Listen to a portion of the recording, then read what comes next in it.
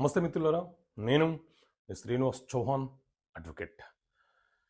కేకే భూములు లేదా ఖరీజు ఖాతా భూములు అని అంటే ఏమిటి? సో మిత్రులారా, 1960 మరియు 70 మధ్య కాలంలో ఉమ్మడి ఆంధ్రప్రదేశ్లోని ప్రభుత్వాలు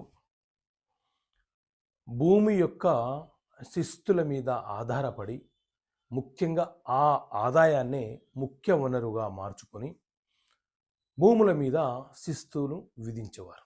అయితే ఎవరైతే ప్రజలు వారి పేరు మీద ఉన్నటువంటి వ్యవసాయ భూముల మీద పన్నులు చెల్లించకుండా ప్రభుత్వానికి ఎగవేసినారో వారి భూములను ఖరీజు ఖాతా భూములుగా మార్చినారు.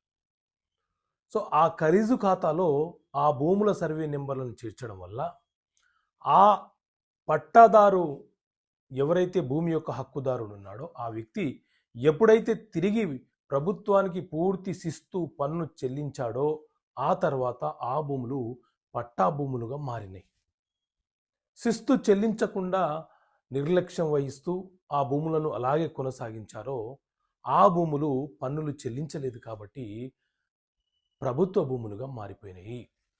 సో ఈ ఖరీజు ఖాతా అంటే ఏంటి, ఖరీజు ఖాతా భూములు అంటే ఏంటి అనేది చాలామందికి కన్ఫ్యూజన్గా ఉంది.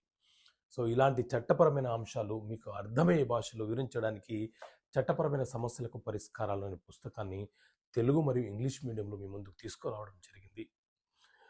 సో మిత్రులారా, ఈ పుస్తకం కావాలనుకుంటే ఇక్కడ కనిపిస్తున్న నెంబర్కి కాల్ చేసి ఈ పుస్తకాన్ని మీరు పొందవచ్చు. ఓకే మిత్రులారా, థ్యాంక్ యూ. జై హింద్.